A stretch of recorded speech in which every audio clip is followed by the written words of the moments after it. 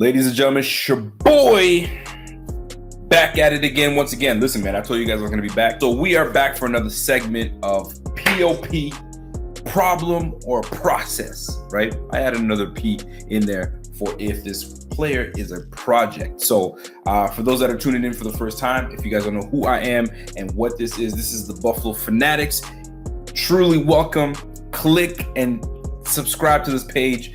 Show your boy some love. Today's edition is the trenches. We're gonna merge both the O-line and the defense.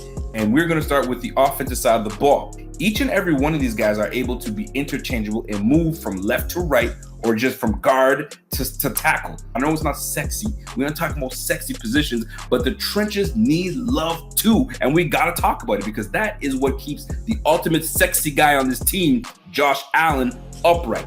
So here's the deal. We are now going to find out who is part of the process on this offensive line and who's got to go. Because we've got some free agent guys that we need to make a decision on, and we have some guys that are there purely for depth. So let's start off with our prized offensive lineman on the squad, and that is our center, one of the highest paid players at his position in the game, and that is Mitch Morse. All right, he is the quarterback of the O-line. He is the guy that makes sure that line is in check. That's Mitch Morse. That's our guy. So we got process. Moving on to the next guy.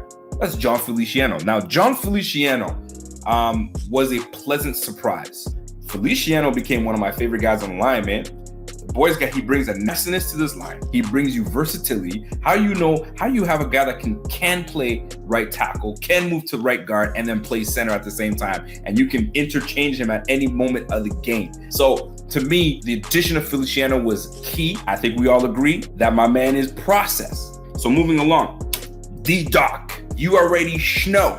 D-Doc knew for a damn fact that he did not have a good year last year. He surely showed up this season. He took a very good leap. He did a very good job this year. And at left tackle at that, one of the toughest positions to play in this game, when you're going up against dogs all year round, I think he held his own. And what I love about it is that he's learning and growing with Josh Allen.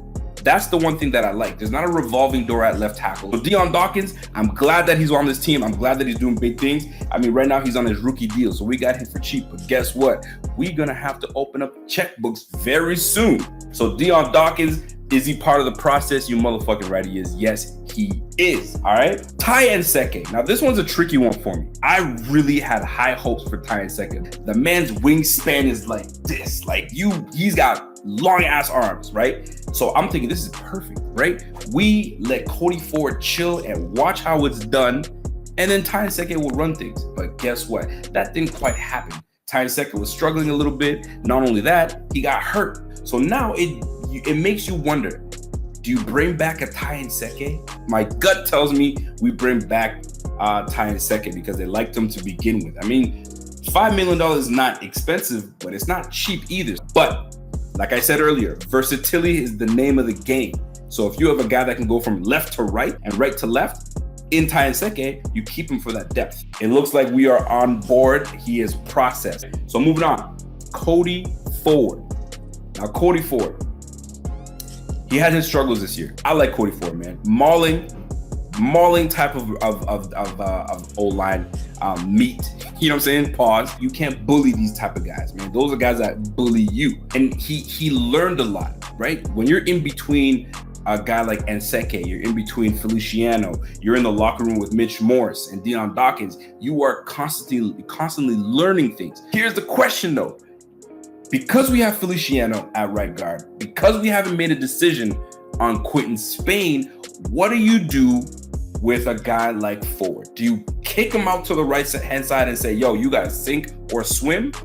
Or you say, you know what, man, I think you're better suited for the interior game right next to Morse. And then we now have to go and find a right tackle. But Cody Ford, process. You know what it is, man. Second round pick, he's definitely part of the process. So now let's get into certain players that are on the cusp, right? And that is Quentin Spain and LeAdrian Waddell. So LeAdrian Waddell, we anticipated LeAdrian Waddell coming through and being a very good veteran leader and depth guy. And then he had an unfortunate accident.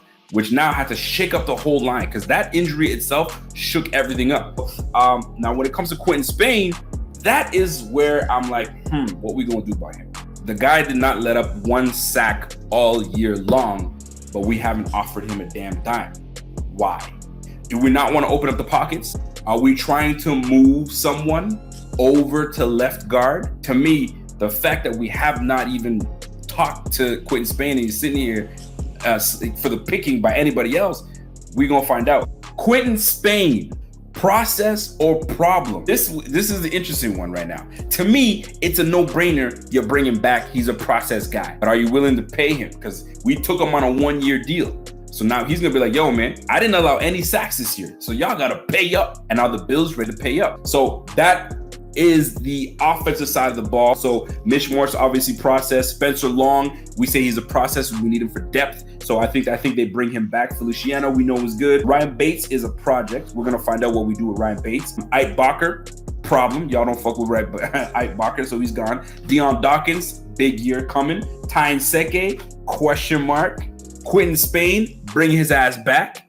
Okay, so he's a process guy. Cody Ford, process. Adrian Waddell is a process, and we're gonna find out how that shakes out. So let's go to the defensive side of the ball. Defense of the side of the ball, the trenches. Let's start with the first guy, Trent Murphy. Here's the thing about Trent Murphy, man. We brought in Trent Murphy, we took a risk. Trent Murphy was with the Redskins. He had one good year. He had a monster year, and then he was a mess, right? So we took a chance on him and brought him to Buffalo. So when he came in first year, he was okay. I'm not in love with Trent Murphy, man. I know that 4.5 sacks was cool. It was cute, and he definitely did improve his game. But at $7.5 million, you know what? Trent Murphy, problem? Can we all agree that Trent Murphy is a problem and he's gonna get cut? I'll vote for it. He's out of here. So moving on to the next one. Ed the Bull Oliver. He started off slow, he's still learning, but he started to get way better as the year went on. So I'm looking forward to that young bull doing big things going. All right. So Ed Oliver, process. That's an easy one, right? Moving on. Starla Tulele. I was actually seriously thinking that maybe we might have to part ways with Starla Tulele. But the fact that he restructured his contract and he's coming back, that's telling me he's here for at least another year or two. To me, Starla Tulele is a process guy. There's no question about it. He's still valuable on this defense. He's still valuable to this D line, and he's still very valuable to the young guys on this team. Starla Tulele, process. Moving on. Harrison Phillips. I can't wait for Harrison Phillips to come back, and I never thought I'd be one to say that. Last year, when he was ready to get in and he was doing real good, the injury happened. I was looking forward to seeing him, and I'm looking forward even more to having Harrison Phillips back. That Ed Oliver and Harrison Phillips show, that's going to be something to watch. Harrison, horrible Harry, process. Daryl Johnson. I love Daryl Johnson. I wanted Daryl Johnson on the field way more, but I understand it. There's guys that are going to be above you, but Daryl Johnson, 7th round pick, he will be an asset. Big boy, 6'6", that wingspan is everything. I think he's gonna do big things this year. Daryl Johnson, process. Here's a name that you guys might not be familiar with, and that is Mike Love. You guys are probably like, who? Mike Love has been on the team for a couple years now. What has hampered him is the injury. Great potential. I feel big love going Mike Love's way. Mike Love, project. Vincent Taylor. Vincent Taylor is right on the cusp. So right now, I'm going to say Vincent Taylor for the time being because we don't know what's happening with Jordan Phillips and we don't know who's coming in as a free agent. I'm going to say for the moment, Vincent Taylor will be a problem. Now, here's where things get tricky. Jordan Phillips, Shaq Lawson, and Corey Liuget. We got 3 players that were very, very influential on this defense from this year. Let's start with Jordan Phillips. So Jordan Phillips, 9.5 sacks. He's the big brother, the big bully on the team, and he brings the energy. That's the type of shit we need. If you look at our defense, who's nasty on that defense? Who brings the nasty on the defensive line?